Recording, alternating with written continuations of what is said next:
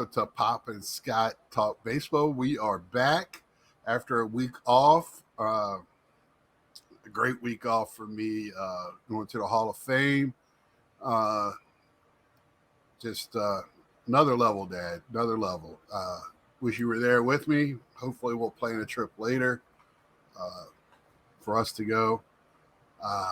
But man, really changed my perspective on the sport, and maybe how the sport has kind of went line in line with America social values. You know what I'm talking about? Like, kind of sports pushed a little bit some of the things, like, you know, Jackie Robinson going into baseball kind of helped that it looks like to me kind of help push that in regular. If they could play baseball with each other, then they ought to be able to vote and drink out of the same water fountains and go to the same schools. Right. Dumb things like that. You know, having African Americans having the same, or all Americans having the same rights.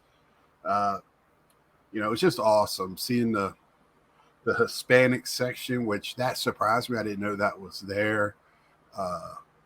In the women's tribute to baseball. And they even had a Nakin jersey. I don't know how to say her last name properly, from the Giants. They got to coach first base, where the first base coach got thrown out of the game this year. So, but that jersey wasn't there. It was just that the two jerseys they had, that was Buster Posey and her. And so they had lockers for all the teams with stuff the teams have donated to be in there, and that was it. Some things, parts of their history. So I thought that was pretty cool. But enough of that. Let's talk about the playoffs first, and then we'll get into the World Series. And let's talk about for my Phillies friends, I don't want to pull the Band-Aid off too fast. So we're going to talk about Texas and Astros first. The Astros woke a sleeping giant in Adolis Garcia. The man was already putting up some huge numbers, and then you hit him. And it's carried over as soon as the World Series, which we'll talk about in a minute. But man, the Texas Rangers, a series you called. I mean, you said the worst thing Houston did was win their division. Because they had to play the majority of the games. They can't win at home. They can't win. John Smoltz in the seventh game said, when the Rangers were ahead 38-1, he said, I made a mistake. He said, when we were calling the seventh game of the Nationals and the Houston Astros, I said, this is the only time this will ever happen, that all the away games were won by the away team. He said, well, I was wrong because it just happened again. Right. And so that's two times. It wasn't in the World Series. It was 2 times in 4 years. Oh, and by the way, it's no coincidence. It's the same team. I wonder what. They can't win at home. They have a hard time winning. For some reason, they have a hard time winning at home. They go on the road, they kill people. Right. And the thing, well, they missed. Was it game one when Altuve just missed the box by a couple of feet from a home run? He just hit it just to the left of it. Nevin Carter made the catch. I mean, they just look like this is one of those years where it just looks like Texas Rangers is supposed to be there, even after their fall in the regular season. Well, see, people forget that they're talking about Arizona and Texas like they came from nowhere this year.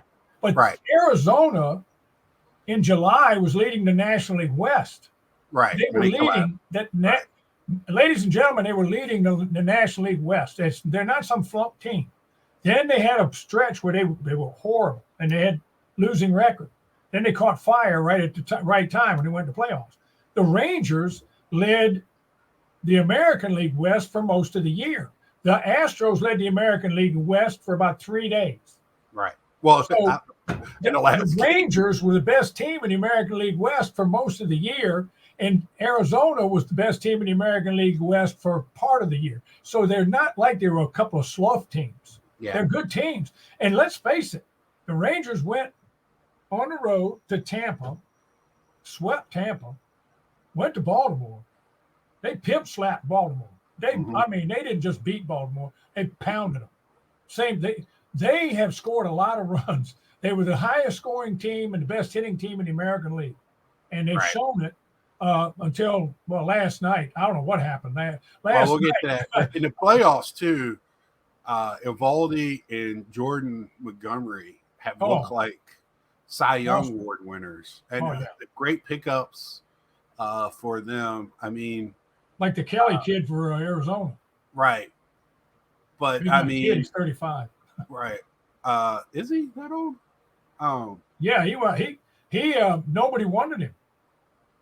Nobody wanted him, so he went to Korea and pitched in Korea for about 3 or 4 years, and came back over here with Arizona. Okay, so that departs for them, and then Josh Jung, he is the real deal. I think he is a monster playing third base. The dude he's a kind of a throwback, just power and swing hard, see where it goes type of player. He's another one that you like to say will get dirty or kick up dust in a snowstorm. What you say? He's fantastic. And my new favorite player in baseball is the left fielder. Evan Carter, right? So Evan Carter. You know his name, Evan Carter. Evan Carter is 1 year younger than my grandson. Right. He's in the major leagues, and we're talking about the playoffs. I don't want to try to. But the other night, the first game of the World Series, he got 2 hits. Right. I can't remember what his line is, but it's a pretty amazing line for batting. And then some of the plays he can make plays in the outfield. I mean, he is another all-around ball player. I do like watching him. He kind of reminds me of Corbin Carroll. He's not as fast. I don't think he has as much pop in his bat, but he seems to he hits from left center to right center. He spreads it out. He's a doubles machine. He's going to be one of those guys that hits, a bunch of doubles, a couple of triples that have probably, 15 to 20 home runs or whatever. Well, and the other thing is too, son, he's 21. So, right. And he just got up to the majors a couple of months ago. So now he's up there with the big team. He'll be in the off-season training program, the weight program, the nutrition program, all those programs. So he'll probably put on a little beef and get a little stronger. And you get your man body at 22, because he can run. What's that? As long as it doesn't hurt his speed, because that kid can run. Right. Yeah. That they put on a show. I was happy they won. Of course, I had the Astros going into the World Series, but I was happy that Texas won. Well, you had Astros and Phillies make it all the way to the semifinals, which is a whole lot better than the 2 clown teams I had. So right. But in that playoff series, the Astros, other than, and this is weird, one of their bigger home run guys ended up being one of their better hitters in the playoffs, and that was Yordan Alvarez. Yordan Alvarez, he was not going to get out. He put the ball in play every time he was up at bat. He was fantastic. He struck out a few times, but I thought it was Wade Boggs other than the power and how big he is. I mean, he was hitting missiles through the infield. I don't know if he changed the way he was hitting, but he did hit some monsters too in the playoffs. Don't get me wrong, but it looked good to see a progression on him. He's a guy that, because he plays on the Astros, and you got to remember, in the field, there's only 2 guys left on that Astros team that the Cheetos. Yeah. So he wasn't on that team, right? Him, Kyle Tucker. Kyle Tucker and Altuve. No, Cal Tucker wasn't on that team. It was Bregman and Altuve. Oh, Bregman and Altuve. Yeah, right. Yeah. Right. And Altuve might have went one step further. So, you know, but Altuve, I mean, he didn't have the greatest of Altuve moments in the playoffs to me. He still He hit. won a game with a home run, that's for sure. Yes, he did. And he missed one other one by a couple of feet. So I might want to take that back a little bit. Maybe I was just so used to seeing him being on the playoff stage, the guy. Bregman's kind of that way too. Bregman struck out in some key spots, I thought. But they had the same problem. This is how I'm going to transition. They couldn't put enough hits together to score runs without hitting home runs. Right. It's going to sooner or later, even though Texas hit a lot of home runs too, to win games. But it's going to hit one last night, and that was the only run they got. Right. It's going to catch up to you sooner or later. It looked like it caught up to Houston, and it looked like it caught up to Philadelphia in their series with the Diamondbacks. Well, the other thing, your stepmom, she's rooting for the Rangers, and Garcia's her new favorite player. Well, I tell you, that guy, I don't know if they hit him. I don't understand why they would hit him on purpose. And it makes no sense.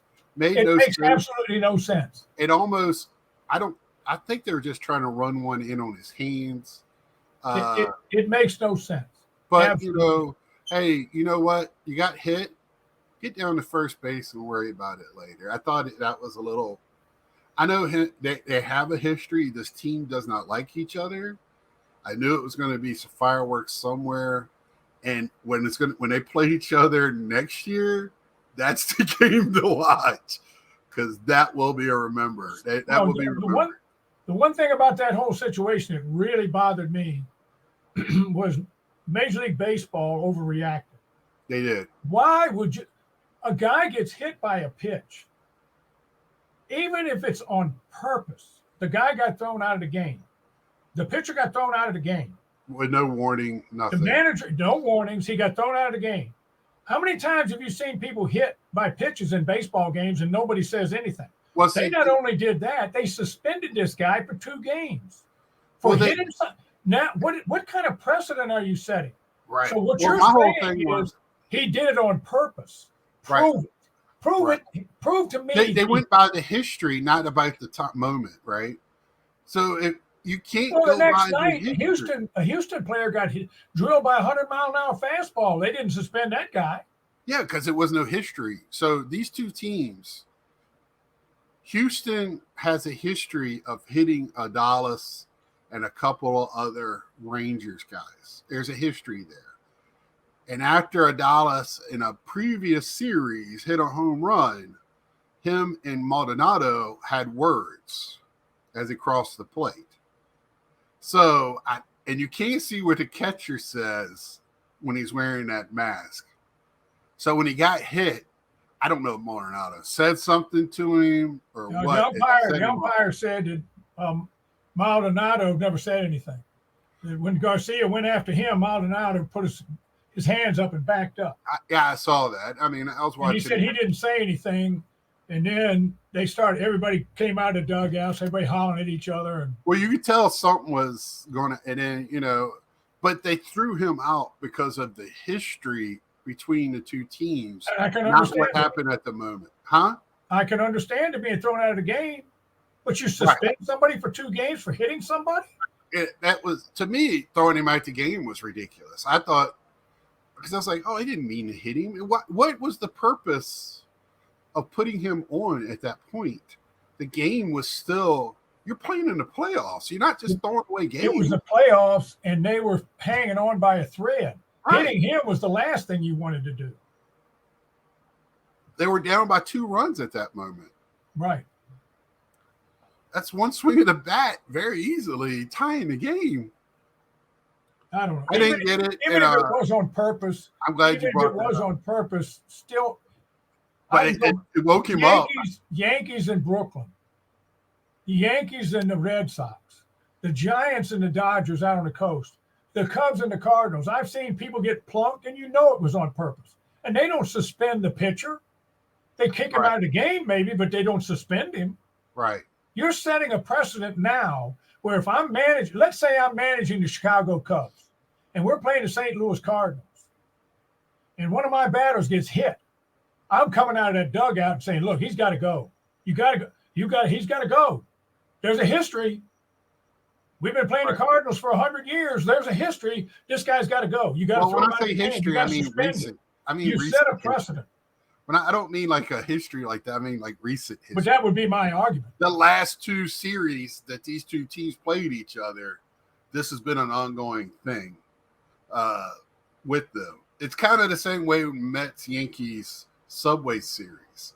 There was already a recent history between Clemens and Piazza and all that stuff because of the interleague play that already had a recent history. It was a little the bat and all of that was the trigger. So I think these umpires were trying to nip it in the bud before it went any further. And that's fine. But that's not a regular season game. You don't treat the playoffs like a regular season game. Well, they threw Dusty out of the game. Well, Dusty went ballistic. Yeah, he did. He went. I was like, that old man better calm down. I was scared for his health. Well, let me point. There's something else that has to be pointed out here. Earlier in the game, when Garcia hit that mammoth home run, he did one of those moronic bat flip type things where he slammed the bat down. That's what he does. And I don't care. Right. If you'd have done that, I understand. Bob Gibson, Juan Marshall. Me and my friends are watching it. You'd have done that to any of the pitchers in the old days. When you came back up there the next time, you knew you were going to get hit. They didn't throw. Or the guy after you and they didn't suspend him. The guy after him would get hit, and you point at that guy and said, "That's because of you." Yeah, go tell him. Yeah. So I mean, it was coming. Yeah, you knew it was coming. If you did something like that, but now it's. I hate to say it, it's part of the game. Verlander said, "You don't want him to." He didn't do anything. That's the way he is. So if you don't want him to do that, guess what? Don't let him hit a home run. Don't let him hit a home run. But that's. I mean, I'm just going by the history of the game. Right. You didn't do stuff like that. They didn't. And the other thing too, before they had the DH, these batters didn't do all this. There were the less theatrics because they didn't want their pitcher hit. Right. Because their pitcher had to come up to the plate, and then you get tagged. The pitcher get tagged. Right. Yeah. And the game has definitely changed in many facets since then. And I understand 100% where you're coming from, but that's not the game we're playing now. So. And then a guy hits. It all started with I mean, you can almost all pinpoint it back to Toronto and Jose Bautista and that backflip. Kind of, but they want it. They're letting things go ahead because they want the younger generation to watch. And the kids and the younger people like that kind of crap. Right. And they'll be just like us later in life going, "Oh, I hate that stuff," but just play the game. I just I don't know if you see my hat. Go ahead. I got to say this real quick about hitting a home run and a bat flip. A guy will hit a home run and flip his bat like I saw Harper do this when he was with Washington. He hit a home run in the 7th inning, and 7th or 8th inning, and he flipped the bat and ran around the bases and did his thing. And I was like, way to go there, Bryce. Good job, son. But what'd you flip the bat for? You struck out 3 times before you hit the home run. Right. You flipped the bat for 1 home run. The pitcher should have flipped his glove whenever he struck you out. I'm about to say now that the pitchers get that 3rd out or a key out, they're showing more emotion and more emotion. Everybody is. And that's what they want. I mean, I like it. I love it when Hispanic players brought that with their heritage of how they play in those leagues. The Hispanic players brought that to baseball. And then the college players, more and more college players now are coming in the league.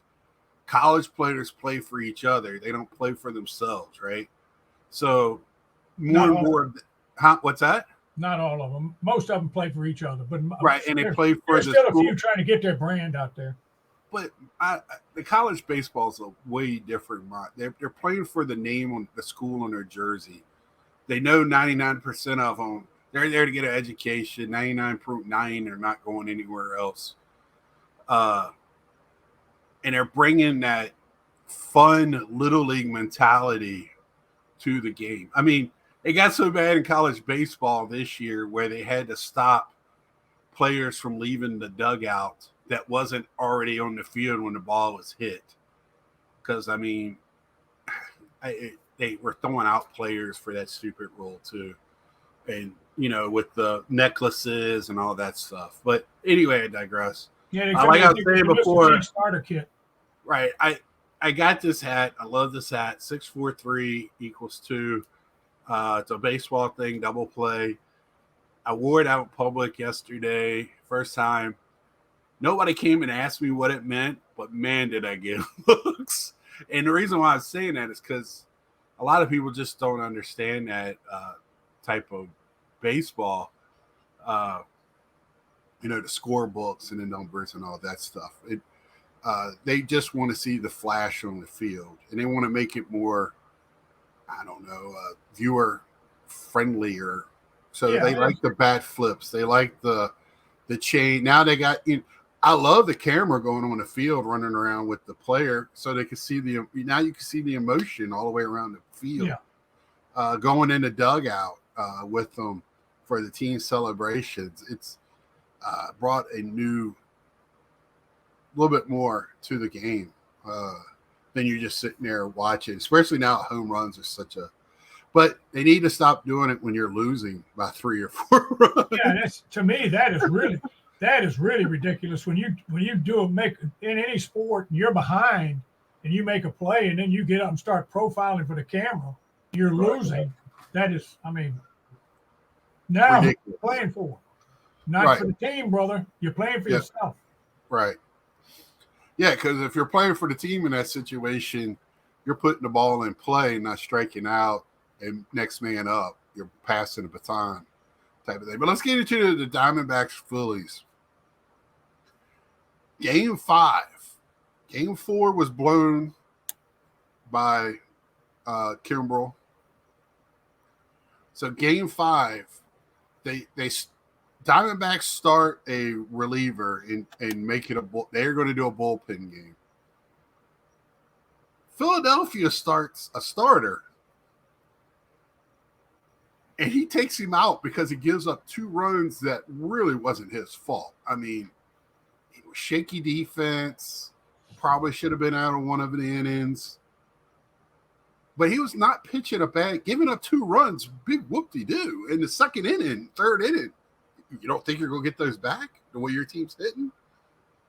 And he pulls out his pitcher and makes his team do a bullpen game. So now we're in 2 bullpen games. I didn't understand. And on top of that, the Phillies have 2 guys that they had on their roster for the entirety of the playoffs that never saw the field of play. Lorenzen and Walker, the two starting pitchers. Oh, what's his name? Turayan or whatever his name they got the Mets? Taijuan Walker. Yeah, Taijuan Walker. He didn't. Yeah, he came out afterwards and blasted him for it. Why? You have 2 starters out there. I know it's hard but you talk to him before the game and go, look, if Ranger gets in problems, I'm going to turn to you. Which one of y'all feel comfortable coming out of the bullpen? Because guess what? You come out of the bullpen before the game starts. Guess where they warm up? I never understood that bullshit reasoning. They warm up in the bullpen.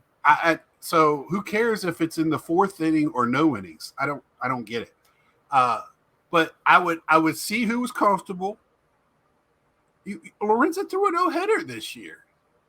Taijuan Walker is a veteran. I don't understand. I mean, I saw Lorenzen's cleats in the Hall of Fame that he wore during his no-hitter. But I was sitting there, me and my friends that are Philly friends, they were livid. I didn't understand it. Then you bring in, and the coach does a smart thing in the 8th inning. The Diamondbacks are coming up with their best hitters, so you bring in your best reliever, Kimbrel.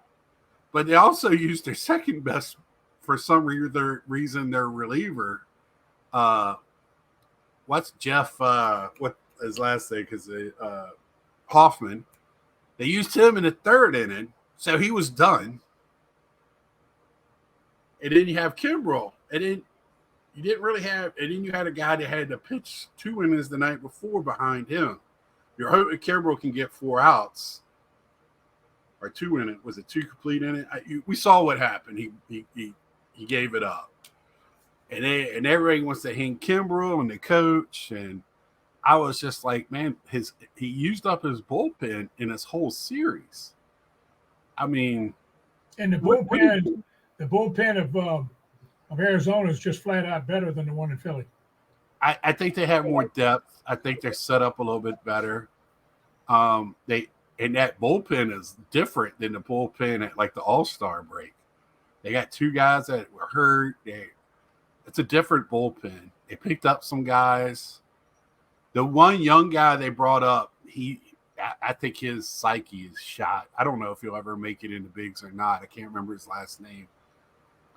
But he is yet to get an out in the playoffs, I think. Well, I'd like to go back to that when the game was the second game when Kimbrel. Well, see, if you watch the game, it wasn't just Kimbrel. Right. Go back earlier in the game. They lost.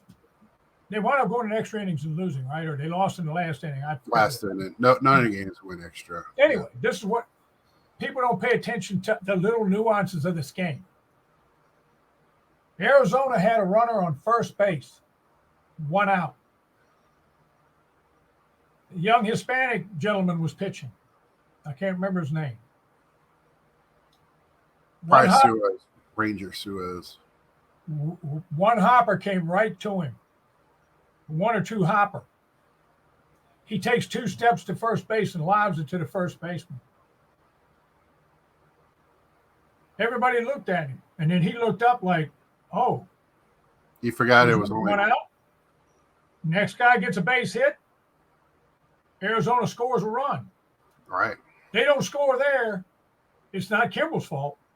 It might have been, but he'd had to give more runs. There was 2 big mistakes early on in that game. Yeah, there was another one that they made, and I think it was the same dude. Yeah, and I remember that one because the guy was lack of concentration, or doing his first turn a double play. But he didn't even look at. He didn't look. He saw the runner run, and he didn't even look at second. He just threw it to first. Right. So I mean, you can't.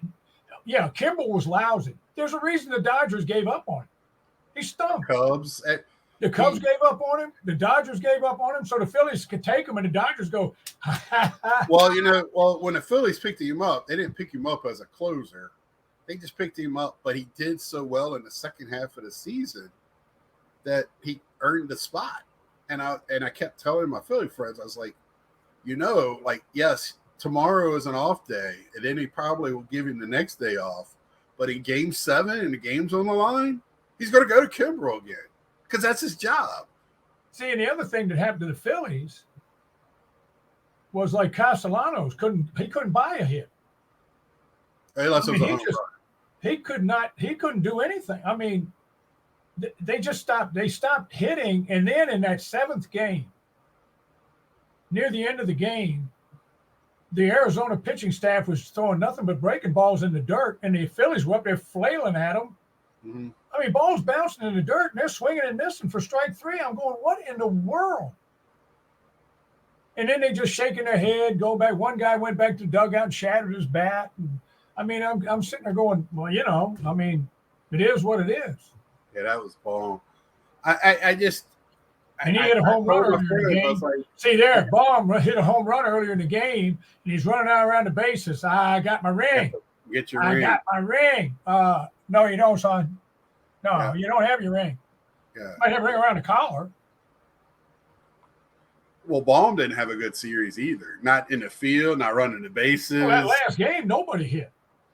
Well, that's what I go, you're hitting a lot of home runs, but there's going to be a game somewhere where you don't hit any and you have to score by hitting. And I didn't see much of that in the playoffs, period.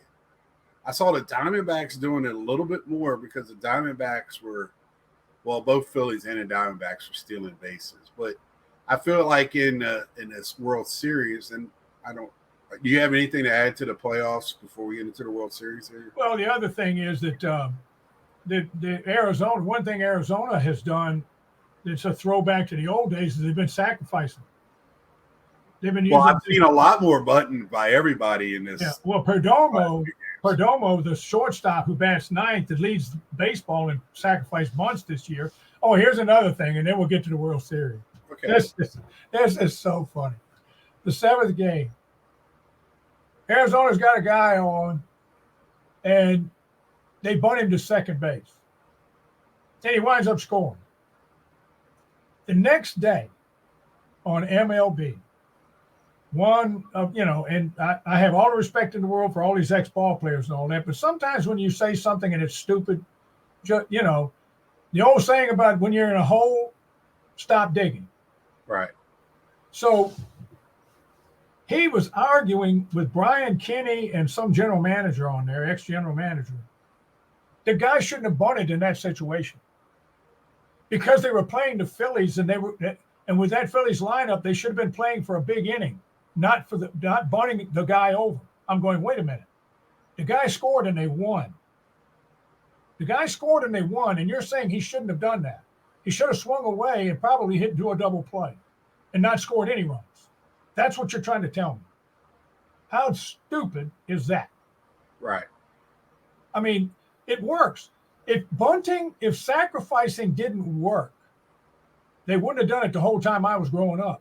I wouldn't have been taught how to bunt so I can sacrifice somebody, move somebody over. They call it moving them over. So I don't get it. I mean, okay, fine. I saw the Orioles do it. I saw the Rangers do it. I saw all these teams, they get a guy on, maybe two guys on, refuse to bunt and hit right into a double play. I've seen that. Now, these last couple of games, I haven't seen it that much, but during the playoffs, I saw it a lot. Where if they'd have moved the guy over. And the other thing is, too, getting the guy on second base and no outs and still trying to pull the ball if you're right-handed instead of trying to punch it if you're not going to bunt him over, at least hit it to the right side and have a productive out and get the guy to third. But they pull the ball and the guy's still at second and nobody scores. Yeah, but I have seen more team baseball in this playoffs, hitting and not as much hitting and running, but some guys not stealing. It also is big. So what do I mean by that? So you have a left-hander up. Philadelphia has some big runners in the top of their order, but when you got Bryce Harper up at the plate, you don't want him to steal because you want to leave that side of the field open. And also with first base open, Harper didn't see many pitches anyway. With first base open, he's not going to see him. Right, he's going to be walked. Yeah, in the regular season, you might steal. In the playoffs, you got to play team baseball. Except for Arizona, they're stealing like crazy. Well, that's the point I wanted to get to. So Arizona, that team's a fast team. Marte won everybody tacos. A couple of guys in the baseball card world, some tacos for life. You think of Corbin Carroll, but man, they can run. That Thompson kid can run, and more man as he started hitting the ball late here in the playoffs. That team is just fast. I mean, they got a few guys that are, Christian Walker's not going to break any land speed records, but he's not hitting. He and Simeon of the Rangers, they had great years, but neither one of them are hitting in the playoffs. Right. Well, I can tell you what, Christian Walker, I don't know if he won his second Gold Glove. I know he's on the list. I don't think they voted yet. They have. That he's on the list for a second Gold Glove. And that play he made barehanded with the ball bouncing off the base. Oh, yeah. I mean, See, he hit a rocket down the third baseline, and that third baseman for Texas, made a fantastic play. Well, to throw him out. When it's going bad, it's going bad. Yeah. That's what John Smoltz said. You can't he'll hit a snork one day, and over, a sign winder over the second and first baseman's head for a base hit, and that'll get him set right. It'll be something dumb that gets him okay. And I mean, I know he's in there for, he's the guy that you want to hit home runs, but it seemed like both nights. I mean, I didn't get to see Friday night because I was at work. I watched highlights. It seemed like a lot of balls in play. Very good baseball, and again, Adalis Garcia coming through. That good, and I mean, Seager hits a 2-run homer in the bottom of the ninth against their closer. Right. That's that I didn't It think. happens.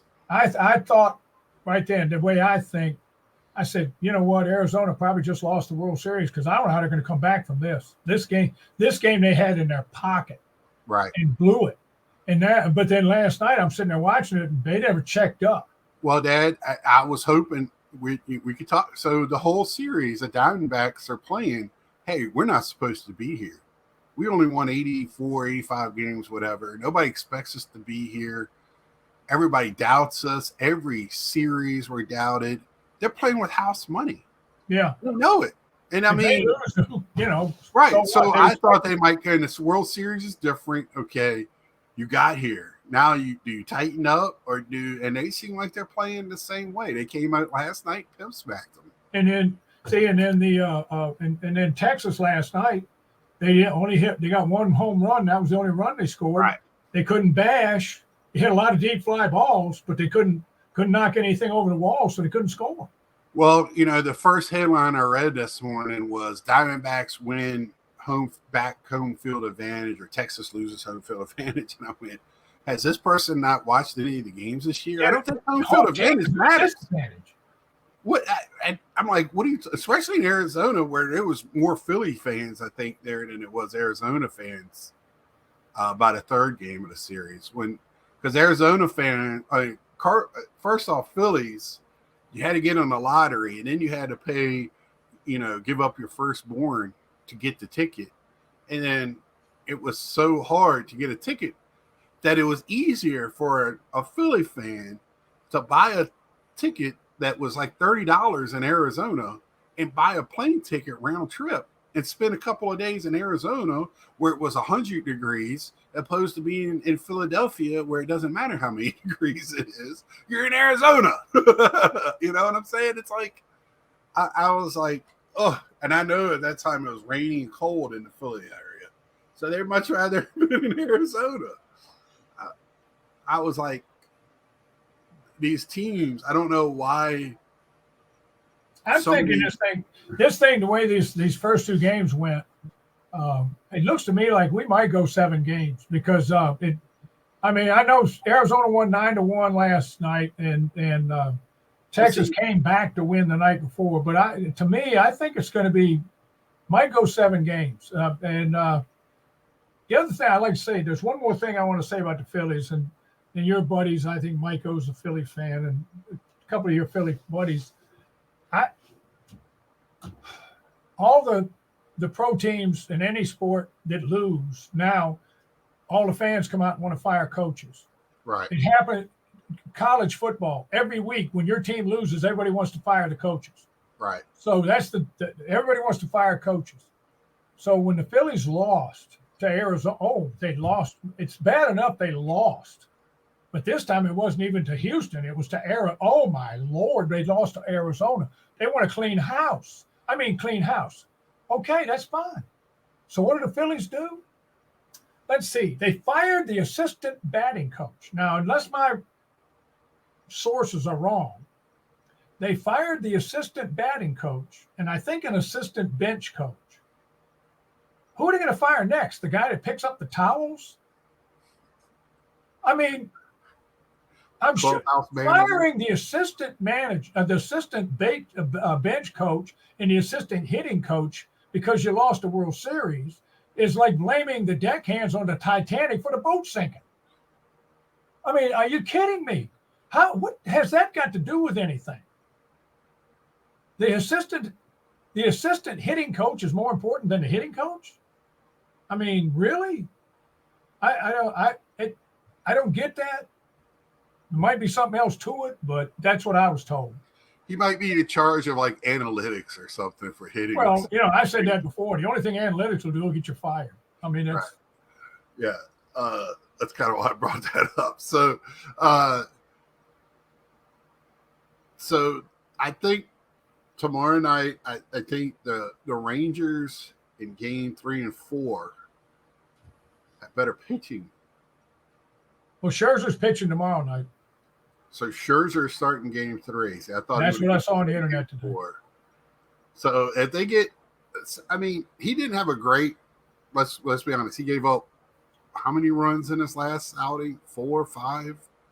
Yeah, 6? he hasn't. Doesn't have the velocity, and he doesn't have the location that he had when he was, fully healthy. So he's still coming back, and he's an old guy. I mean, right. He's been down a lot with that neck and everything. So, but who knows? Tomorrow night he might come out there and look like Cy Young. I mean, you never know. This kid Kelly that pitched for the Diamondbacks last night, pitched 7-8 innings. I mean, that kid, he was a lights out. I mean, the Rangers couldn't touch him. They couldn't figure him out. The home run, I think it's Garvin hit, the thing was down around his ankles, and he reached down and scooped it and hit it right down the left field line for a home run. That was the only run they got. Yeah, so I really think even with Scherzer at Arizona, who is starting for them? Have they said? The rookie. They're starting a rookie, they said. I can't remember his name, but they said they were starting a rookie. That's what they said on MLB on the game last night. John Smoltz said they were going to start a rookie. But I saw on the internet this morning where Scherzer was going to start for the Rangers.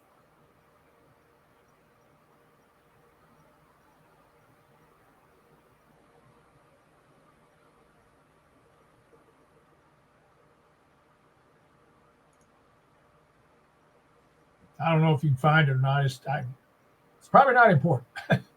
Yeah. Brandon Pfaadt. I wanted to know. Pfaadt. That's the kid. Yeah, Pfaadt. Yeah, he actually has not pitched bad. No. I mean, I hate to say he's pitched teetering on well. He had one good game and one bad. He's a rookie. So what you said about Scherzer, you're getting it from a rookie because he's a rookie, not because he has health issues. And I've seen him too. When he gives up a few hits, he gets down on himself, and he can't do that. He's got to pitch every at bat like, he's winning or it's tied 0-0 or whatever. That thing about rookies, this guy's a rookie and all that. I remember, can't remember his name now. It was in Seattle. It wasn't a pitcher. It was one of the people in the lineup. This was several years ago in Seattle, and I remember somebody asking him after he was in a slump. And they said, "Well, you're in a slump and all that, but then we got to take, you have to take into consideration you're a rookie and you're still learning the league." He said, "Yes, that's true. I'm learning the league, but I'm not a rookie. I've been playing baseball since I was 8." Right.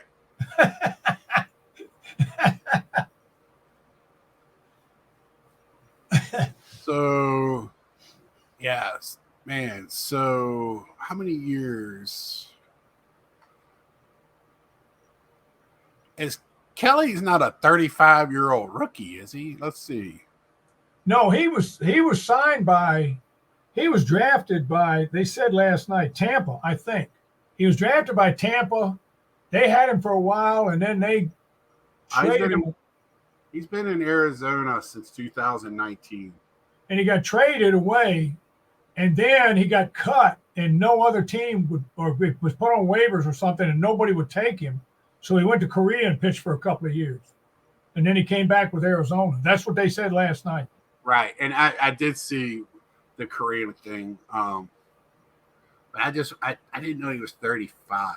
Well, they said last night he was 35. He's 35. He's definitely 35. I can only John Smoltz was giving me all this information last night. Right. Good friend of mine. Yeah. Yeah. So who do you think, I know game 2, we're tied 1-1. Who do you think, when we're talking next week, will be the World Series champions? It's going to come down to the Rangers hitting and the Diamondbacks bullpen. That it's going to come down to those two things. Well, Game 4, Diamondbacks will do probably a bullpen game. That's what they've been doing. Well, what I'm saying is, I've said for the last 5 years, I've said this: starting pitchers don't pitch complete games anymore. The Royals. So if you don't have a bullpen, you're sunk.